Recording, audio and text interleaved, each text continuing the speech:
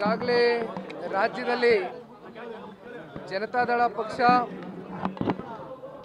31 ಜಿಲ್ಲೆಗಳಲ್ಲಿ ಪಕ್ಷದ ಬಲವರ್ಧನೆಗೋಸ್ಕರ ಈಗಾಗಲೇ ಪಕ್ಷದ ವರಿಷ್ಠರು ಸನ್ಮಾನ್ಯ ದೇವೇಗೌಡರು ಸಾಹೇಬರು ಹಾಗೂ ಸನ್ಮಾನ್ಯ ಕುಮಾರಣ್ಣ ಅವರ ಸೂಚನೆ ಮೇರೆಗೆ 31 ಜಿಲ್ಲೆಯನ್ನು ಪ್ರವಾಸ ಮಾಡಿ ಸದಸ್ಯತ್ವ ನೋಂದಣಿ ಹಾಗೂ ಬೂತ್ ಕಮಿಟಿ ರಚನೆ ಆಗಲೇಬೇಕು ಇಷ್ಟು ಸಮಯದಲ್ಲಿ ಅಂತಕ್ಕಂಥದ್ದನ್ನು ಆದೇಶವನ್ನು ಹೊರಡಿಸಿದ್ದಾರೆ. ಹಾಗಾಗಿ ಈಗಾಗಲೇ ತುಮಕೂರು ಮುಗಿಸಿದ್ದೇವೆ, ಕೊಪ್ಪಳಕ್ಕೆ ಹೋಗಿದ್ವು, ಇವತ್ತು ಮೈಸೂರಿಗೆ ಬಂದಿದ್ದೇವೆ. ಮುಂದಿನ ವಾರ ಮತ್ತೆ ಉತ್ತರ ಕರ್ನಾಟಕದ ಕಡೆ ಪ್ರವಾಸವನ್ನು ಕೈಗೊಳ್ತೇವೆ. ಹಾಗಾಗಿ ಇವತ್ತು ವಿಶೇಷವಾಗಿ ಮೈಸೂರಿನಲ್ಲಿ ಪೂರ್ಣಿಮೆ ಇದ್ದಂಥ ಒಂದು ಹಿನ್ನೆಲೆಯಲ್ಲಿ ಇವತ್ತು ತಾಯಿ ಚಾಮುಂಡೇಶ್ವರಿಯ ಒಂದು ಪ್ರಾರ್ಥನೆಯನ್ನು ಸಲ್ಲಿಸಿ ಪಕ್ಷದ ಮುಖಂಡರುಗಳು ಕಾರ್ಯಕರ್ತರು ಈಗ ತಾನೇ ಎಲ್ಲ ನಮ್ಮ ಸಭೆಗೆ ಆಗಮಿಸಿದ್ದೇವೆ.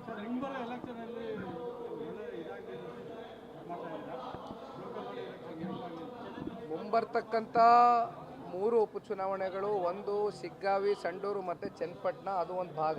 ಜೊತೆಯಲ್ಲಿ ಜಿಲ್ಲಾ ಪಂಚಾಯಿತಿ, ತಾಲೂಕ್ ಪಂಚಾಯಿತಿ ಚುನಾವಣೆಗಳು ಕೂಡ ಅತಿ ಶೀಘ್ರದಲ್ಲೇ ನಾವು ಎದುರಿಸ್ತಕ್ಕಂಥದ್ದಕ್ಕೆ ಸಿದ್ಧರಾಗಬೇಕಾಗಿದೆ. ಹಾಗಾಗಿ ಪೂರ್ವ ತಯಾರಿಗಳು, ಪೂರ್ವ ಸಿದ್ಧತೆಗಳು ತಳಮಟ್ಟದಿಂದ ಇವತ್ತು ಕಾರ್ಯಕರ್ತರಿಗೆ ಒಂದು ಉತ್ಸಾಹಕತೆಯನ್ನು ತುಂಬುವ ಮೂಲಕ ಇವತ್ತು ಈ ಕಾರ್ಯಕ್ರಮಕ್ಕೆ ಚಾಲನೆ ಕೊಟ್ಟಿದ್ದಾರೆ.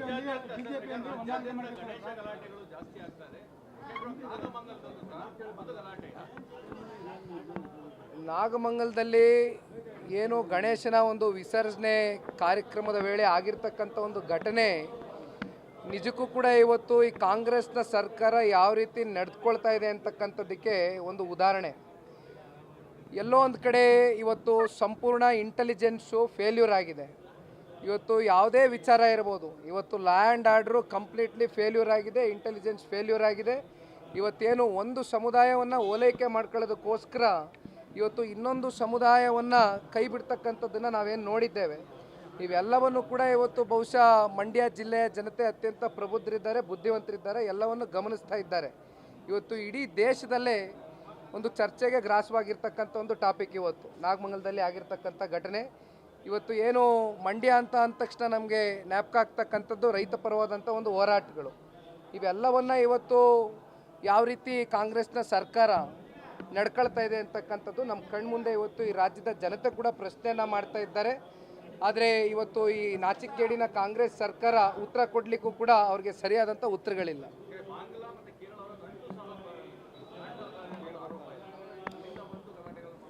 ನೋಡಿ ಅಣ್ಣ, ಇವತ್ತು ಇವೆಲ್ಲವನ್ನು ತಿರ್ಸ್ತಕ್ಕಂಥ ಪ್ರಯತ್ನಗಳು ಬಹುಶಃ ಯಾಕೆ ಆಗ್ತಾ ಇದೆ ಅಂದರೆ, 1 ವರ್ಷ 4 ತಿಂಗಳಾಗಿದೆ ಇವತ್ತು ಸರ್ಕಾರ ಆಡಳಿತಕ್ಕೆ ಬಂದು. ಏನು ಹಗರಣದಲ್ಲಿ ಭ್ರಷ್ಟಾಚಾರದಲ್ಲಿ ಮುಳುಗಿರ್ತಕ್ಕಂಥ ಈ ಕಾಂಗ್ರೆಸ್ನ ಸರ್ಕಾರ ಅವರ ತಪ್ಪುಗಳನ್ನ ಮುಚ್ಚಿಟ್ಕೊಳ್ಳೋಕ್ಕೋಸ್ಕರ ದಿನನಿತ್ಯ ಕೆಲವೊಂದಷ್ಟು ಅವ್ರದ್ದಾದಂಥ ಸುದ್ದಿಗಳನ್ನ ಹೊರಡಿಸ್ತಾ ಇದ್ದಾರೆ. ಹಾಗಾಗಿ ಇದಕ್ಕೇನು ನಾವು ಹೆಚ್ಚು ಮಹತ್ವ ಕೊಡಬೇಕಾಗಿರ್ತಕ್ಕಂಥ ಅಗತ್ಯತೆ ಇಲ್ಲ.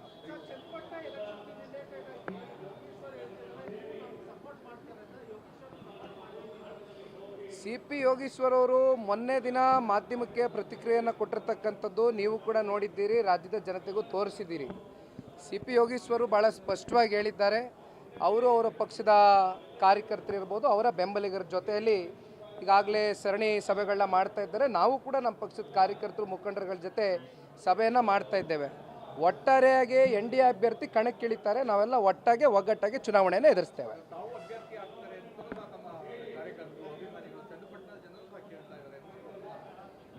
ಈಗ ಇವೆಲ್ಲ ಚರ್ಚೆಗಳು ನನ್ನ ಅಭಿಪ್ರಾಯದಲ್ಲಿ ಅಪ್ರಸ್ತುತ ಅಣ್ಣ. ಇನ್ನೂ ಉಪಚುನಾವಣೆ ದಿನಾಂಕ ಪ್ರಕಟ ಆಗಿಲ್ಲ.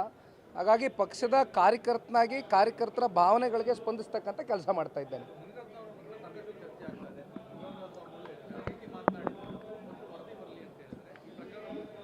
ಈಗ ಇವೆಲ್ಲವಕ್ಕೂ ಕೂಡ ತಾವು ಹೇಳ್ದಂಗೆ ಇವತ್ತು ಸ್ವಾಮೀಜಿಗಳು ಏನು ಹೇಳಿದ್ದಾರೆ, ನಿನ್ನೆ ದಿನ ನಾನು ಕೂಡ ಚನ್ನಪಟ್ಟಣದಲ್ಲಿ ಇದೇ ವಿಚಾರ ಪ್ರಸ್ತಾವನೆ ಮಾಡಿದ್ದೇನೆ. ಈಗೇನು ತನಿಖೆ ಪ್ರಾರಂಭ ಆಗಿದೆ, ತನಿಖೆ ಪ್ರಕ್ರಿಯೆ ನಡೀತಾ ಇದೆ. ಎಲ್ಲದಕ್ಕೂ ಕೂಡ FSIL ರಿಪೋರ್ಟ್ ಬರಬೇಕಾಗುತ್ತೆ, ಧ್ವನಿ ಅವ್ರದ್ದೇನಾ ಅಲ್ವಾ ಅಂತಕ್ಕಂಥದ್ದು ಪ್ರೂವ್ ಆಗಬೇಕಾಗುತ್ತೆ. ಹಾಗಾಗಿ ಅಲ್ಲಿವರೆಗೂ ನಾವೆಲ್ಲರೂ ಕಾದು ನೋಡೋಣ. ಇದು ಭಾಳ ಸ್ಪಷ್ಟ. ಈಗ ಪರಶುರಾಮ್ ಅಂತಕ್ಕಂಥ ಒಬ್ಬರು PSI ಇವತ್ತು ನೇಣಿಗೆ ಶರಣಾದಂಥ ಒಂದು ನಾವೇನು ಸನ್ನಿವೇಶ ನೋಡಿದ್ವಿ, ಆತ್ಮಹತ್ಯೆಗೆ ಆದಂಥ ಸನ್ನಿವೇಶ, ಅವೆಲ್ಲವನ್ನು ಹೊರತುಪಡಿಸಿ ಯಾವ ರೀತಿ ಅಲ್ಲೇನು ಆ್ಯಕ್ಷನ್ ತಗೊಂಡಿದ್ದಾರೆ, ಅಲ್ಲಿ ಯಾವ ರೀತಿ ತನಿಖೆ ಮಾಡಿದ್ದಾರೆ ಈ ರಾಜ್ಯ ಸರ್ಕಾರ, ಆದರೆ ಈ ವಿಚಾರದಲ್ಲಿ ಇವತ್ತು ದ್ವೇಷದ ರಾಜಕಾರಣ ನಡೀತಾ ಇದೆ ಅಂತಕ್ಕಂಥದ್ದು ಕೂಡ ಸ್ಪಷ್ಟ, ಅದು ಕೂಡ ಬಯಲಿಗೆ ಬಂದಿದೆ. ಇವೆಲ್ಲದಕ್ಕೂ ಕೂಡ ಕಾಲವೇ ಉತ್ತರ ಕೊಡುತ್ತೆ. ಆದರೆ ಒಂದು, ನೆಲದ ಕಾನೂನಿಗಿಂತ ಯಾರು ಕೂಡ ದೊಡ್ಡವರಲ್ಲ. ತಪ್ಪು ಮಾಡಿದರೆ ಅದು ತಪ್ಪೇ ತಲೆಬಾಗಬೇಕಾಗುತ್ತೆ. ಆದರೆ ತಪ್ಪ ಹೌದಾ ಅಲ್ವಾ ಅಂತಕ್ಕಂಥದ್ದು ಮುಂದಿನ ದಿನಗಳಲ್ಲಿ FSIL ರಿಪೋರ್ಟ್ ಮೂಲಕ, ತನಿಖೆ ಮೂಲಕ ನಮಗೆ ಹೊರಬರುತ್ತೆ.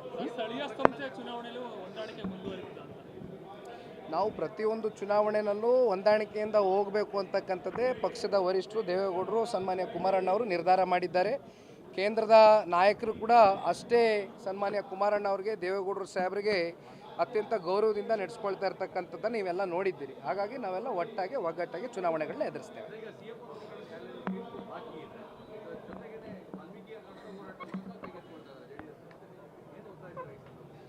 ಈಗಾಗಲೇ ಮೂಡದ ಪ್ರಕರಣಕ್ಕೆ ಸಂಬಂಧಪಟ್ಟಂತೆ ಏನು ಬೆಂಗಳೂರಿನಿಂದ ಅಪ್ ಟು ಮೈಸೂರವರೆಗೂ ಪಾದಯಾತ್ರೆಯನ್ನು ಮಾಡಿದ್ವು. ಜನಗಳಲ್ಲಿ ಒಂದು ಜಾಗೃತಿಯನ್ನು ಮೂಡಿಸ್ತಕ್ಕಂಥ ಒಂದು ಹಿನ್ನೆಲೆಯಲ್ಲಿ ಪಾದಯಾತ್ರೆಯನ್ನು ಮುಗಿಸಿದ್ವು.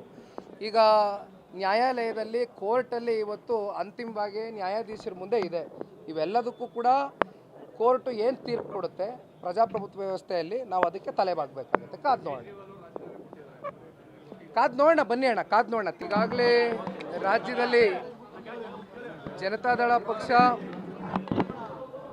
31 ಜಿಲ್ಲೆಗಳಲ್ಲಿ ಪಕ್ಷದ ಬಲವರ್ಧನೆಗೋಸ್ಕರ ಈಗಾಗಲೇ ಪಕ್ಷದ ವರಿಷ್ಠರು ಸನ್ಮಾನ್ಯ ದೇವೇಗೌಡರು ಸಾಹೇಬರು ಹಾಗೂ ಸನ್ಮಾನ್ಯ ಕುಮಾರಣ್ಣ ಅವರ ಸೂಚನೆ ಮೇರೆಗೆ 31 ಜಿಲ್ಲೆಯನ್ನು ಪ್ರವಾಸ ಮಾಡಿ ಸದಸ್ಯತ್ವ ನೋಂದಣಿ ಹಾಗೂ ಬೂತ್ ಕಮಿಟಿ ರಚನೆ ಆಗಲೇಬೇಕು ಇಷ್ಟು ಸಮಯದಲ್ಲಿ ಅಂತಕ್ಕಂಥದ್ದನ್ನು ಆದೇಶವನ್ನು ಹೊರಡಿಸಿದ್ದಾರೆ. ಹಾಗಾಗಿ ಈಗಾಗಲೇ ತುಮಕೂರು ಮುಗಿಸಿದ್ದೇವೆ, ಕೊಪ್ಪಳಕ್ಕೆ ಹೋಗಿದ್ವು, ಇವತ್ತು ಮೈಸೂರಿಗೆ ಬಂದಿದ್ದೇವೆ. ಮುಂದಿನ ವಾರ ಮತ್ತೆ ಉತ್ತರ ಕರ್ನಾಟಕದ ಕಡೆ ಪ್ರವಾಸವನ್ನು ಕೈಗೊಳ್ಳುತ್ತೇವೆ. ಹಾಗಾಗಿ ಇವತ್ತು ವಿಶೇಷವಾಗಿ ಮೈಸೂರಿನಲ್ಲಿ ಪೂರ್ಣಿಮೆ ಇದ್ದಂಥ ಒಂದು ಹಿನ್ನೆಲೆಯಲ್ಲಿ ಇವತ್ತು ತಾಯಿ ಚಾಮುಂಡೇಶ್ವರಿಯ ಒಂದು ಪ್ರಾರ್ಥನೆಯನ್ನು ಸಲ್ಲಿಸಿ ಪಕ್ಷದ ಮುಖಂಡರುಗಳು, ಕಾರ್ಯಕರ್ತರು ಈಗ ತಾನೇ ಎಲ್ಲ ನಮ್ಮ ಸಭೆಗೆ ಆಗಮಿಸಿದ್ದೇವೆ.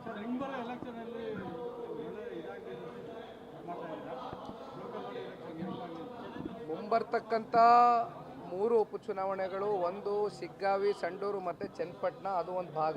ಜೊತೆಯಲ್ಲಿ ಜಿಲ್ಲಾ ಪಂಚಾಯಿತಿ, ತಾಲೂಕ್ ಪಂಚಾಯಿತಿ ಚುನಾವಣೆಗಳು ಕೂಡ ಅತಿ ಶೀಘ್ರದಲ್ಲೇ ನಾವು ಎದುರಿಸ್ತಕ್ಕಂಥದ್ದಕ್ಕೆ ಸಿದ್ಧರಾಗಬೇಕಾಗಿದೆ. ಹಾಗಾಗಿ ಪೂರ್ವ ತಯಾರಿಗಳು, ಪೂರ್ವ ಸಿದ್ಧತೆಗಳು ತಳಮಟ್ಟದಿಂದ ಇವತ್ತು ಕಾರ್ಯಕರ್ತರಿಗೆ ಒಂದು ಉತ್ಸಾಹಕತೆಯನ್ನು ತುಂಬುವ ಮೂಲಕ ಇವತ್ತು ಈ ಕಾರ್ಯಕ್ರಮಕ್ಕೆ ಚಾಲನೆ ಕೊಟ್ಟಿದ್ದಾರೆ.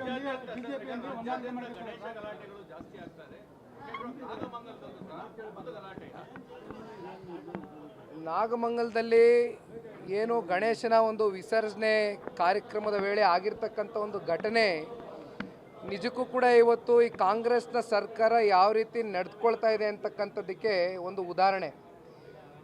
ಎಲ್ಲೋ ಒಂದು ಕಡೆ ಇವತ್ತು ಸಂಪೂರ್ಣ ಇಂಟೆಲಿಜೆನ್ಸು ಫೇಲ್ಯೂರ್ ಆಗಿದೆ. ಇವತ್ತು ಯಾವುದೇ ವಿಚಾರ ಇರ್ಬೋದು, ಇವತ್ತು law and order completely failure ಆಗಿದೆ, ಇಂಟೆಲಿಜೆನ್ಸ್ ಫೇಲ್ಯೂರ್ ಆಗಿದೆ. ಇವತ್ತೇನು ಒಂದು ಸಮುದಾಯವನ್ನು ಓಲೈಕೆ ಮಾಡ್ಕೊಳ್ಳೋದಕ್ಕೋಸ್ಕರ ಇವತ್ತು ಇನ್ನೊಂದು ಸಮುದಾಯವನ್ನು ಕೈ ಬಿಡ್ತಕ್ಕಂಥದ್ದನ್ನು ನಾವೇನು ನೋಡಿದ್ದೇವೆ. ಇವೆಲ್ಲವನ್ನು ಕೂಡ ಇವತ್ತು ಬಹುಶಃ ಮಂಡ್ಯ ಜಿಲ್ಲೆಯ ಜನತೆ ಅತ್ಯಂತ ಪ್ರಬುದ್ಧರಿದ್ದಾರೆ, ಬುದ್ಧಿವಂತರಿದ್ದಾರೆ, ಎಲ್ಲವನ್ನು ಗಮನಿಸ್ತಾ ಇದ್ದಾರೆ. ಇವತ್ತು ಇಡೀ ದೇಶದಲ್ಲೇ ಒಂದು ಚರ್ಚೆಗೆ ಗ್ರಾಸವಾಗಿರ್ತಕ್ಕಂಥ ಒಂದು ಟಾಪಿಕ್ ಇವತ್ತು ನಾಗಮಂಗಲದಲ್ಲಿ ಆಗಿರ್ತಕ್ಕಂಥ ಘಟನೆ. ಇವತ್ತು ಏನು ಮಂಡ್ಯ ಅಂತ ಅಂದ ತಕ್ಷಣ ನಮಗೆ ಜ್ಞಾಪಕ ಆಗ್ತಕ್ಕಂಥದ್ದು ರೈತ ಪರವಾದಂಥ ಒಂದು ಹೋರಾಟಗಳು. ಇವೆಲ್ಲವನ್ನು ಇವತ್ತು ಯಾವ ರೀತಿ ಕಾಂಗ್ರೆಸ್ನ ಸರ್ಕಾರ ನಡ್ಕೊಳ್ತಾ ಇದೆ ಅಂತಕ್ಕಂಥದ್ದು ನಮ್ಮ ಕಣ್ಮುಂದೆ ಇವತ್ತು ಈ ರಾಜ್ಯದ ಜನತೆ ಕೂಡ ಪ್ರಶ್ನೆಯನ್ನು ಮಾಡ್ತಾ ಇದ್ದಾರೆ. ಆದರೆ ಇವತ್ತು ಈ ನಾಚಿಕೇಡಿನ ಕಾಂಗ್ರೆಸ್ ಸರ್ಕಾರ ಉತ್ತರ ಕೊಡಲಿಕ್ಕೂ ಕೂಡ ಅವ್ರಿಗೆ ಸರಿಯಾದಂಥ ಉತ್ತರಗಳಿಲ್ಲ.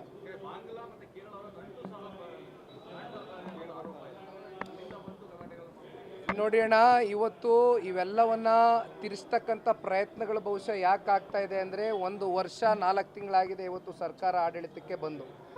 ಏನು ಹಗರಣದಲ್ಲಿ, ಭ್ರಷ್ಟಾಚಾರದಲ್ಲಿ ಮುಳುಗಿರ್ತಕ್ಕಂಥ ಈ ಕಾಂಗ್ರೆಸ್ನ ಸರ್ಕಾರ ಅವರ ತಪ್ಪುಗಳನ್ನ ಮುಚ್ಚಿಟ್ಕೊಳ್ಳೋಕ್ಕೋಸ್ಕರ ದಿನನಿತ್ಯ ಕೆಲವೊಂದಷ್ಟು ಅವ್ರದ್ದಾದಂಥ ಸುದ್ದಿಗಳನ್ನ ಹೊರಡಿಸ್ತಾ ಇದ್ದಾರೆ.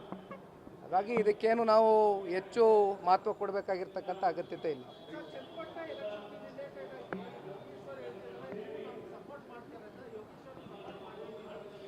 CP ಯೋಗೀಶ್ವರ್ ಅವರು ಮೊನ್ನೆ ದಿನ ಮಾಧ್ಯಮಕ್ಕೆ ಪ್ರತಿಕ್ರಿಯೆಯನ್ನು ಕೊಟ್ಟಿರ್ತಕ್ಕಂಥದ್ದು ನೀವು ಕೂಡ ನೋಡಿದ್ದೀರಿ, ರಾಜ್ಯದ ಜನತೆಗೂ ತೋರಿಸಿದ್ದೀರಿ.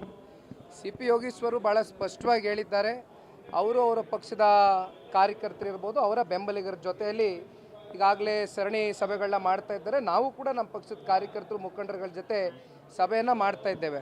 ಒಟ್ಟಾರೆಯಾಗಿ NDA ಅಭ್ಯರ್ಥಿ ಕಣಕ್ಕಿಳಿತಾರೆ. ನಾವೆಲ್ಲ ಒಗ್ಗಟ್ಟಾಗಿ ಚುನಾವಣೆಯನ್ನು ಎದುರಿಸ್ತೇವೆ.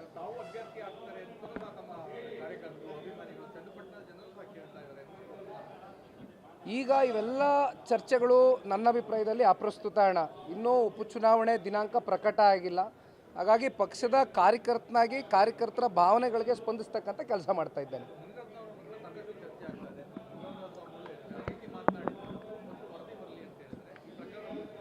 ಈಗ ಇವೆಲ್ಲವಕ್ಕೂ ಕೂಡ ತಾವು ಹೇಳ್ದಂಗೆ ಇವತ್ತು ಸ್ವಾಮೀಜಿಗಳು ಏನು ಹೇಳಿದ್ದಾರೆ, ನಿನ್ನೆ ದಿನ ನಾನು ಕೂಡ ಚನ್ನಪಟ್ಟಣದಲ್ಲಿ ಇದೇ ವಿಚಾರ ಪ್ರಸ್ತಾವನೆ ಮಾಡಿದ್ದೇನೆ. ಈಗೇನು ತನಿಖೆ ಪ್ರಾರಂಭ ಆಗಿದೆ, ತನಿಖೆ ಪ್ರಕ್ರಿಯೆ ನಡೀತಾ ಇದೆ.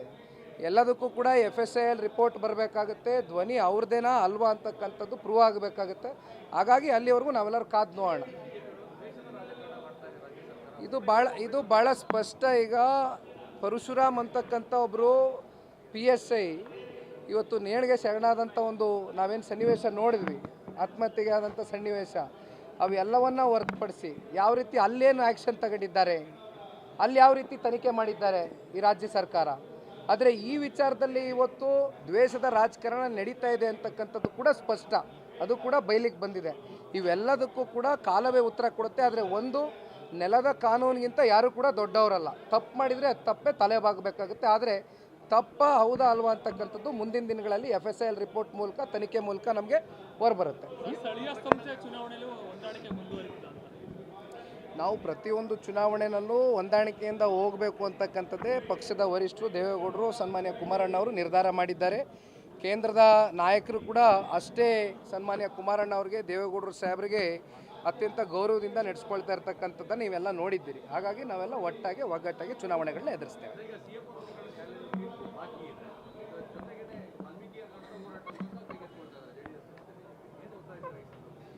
ಈಗಾಗಲೇ ಮೂಡದ ಪ್ರಕರಣಕ್ಕೆ ಸಂಬಂಧಪಟ್ಟಂತೆ ಏನು ಬೆಂಗಳೂರಿನಿಂದ ಅಪ್ ಟು ಮೈಸೂರವರೆಗೂ ಪಾದಯಾತ್ರೆಯನ್ನು ಮಾಡಿದ್ವು.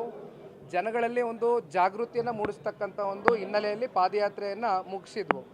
ಈಗ ನ್ಯಾಯಾಲಯದಲ್ಲಿ, ಕೋರ್ಟಲ್ಲಿ ಇವತ್ತು ಅಂತಿಮವಾಗಿ ನ್ಯಾಯಾಧೀಶರ ಮುಂದೆ ಇದೆ. ಇವೆಲ್ಲದಕ್ಕೂ ಕೂಡ ಕೋರ್ಟು ಏನು ತೀರ್ಪು ಕೊಡುತ್ತೆ ಪ್ರಜಾಪ್ರಭುತ್ವ ವ್ಯವಸ್ಥೆಯಲ್ಲಿ, ನಾವು ಅದಕ್ಕೆ ತಲೆಬಾಗಬೇಕಾಗುತ್ತೆ. ಕಾದು ನೋಡೋಣ, ಬನ್ನಿ ಅಣ್ಣ, ಕಾದು ನೋಡೋಣ, ತೀರ್ಪು ಬರಲಿ.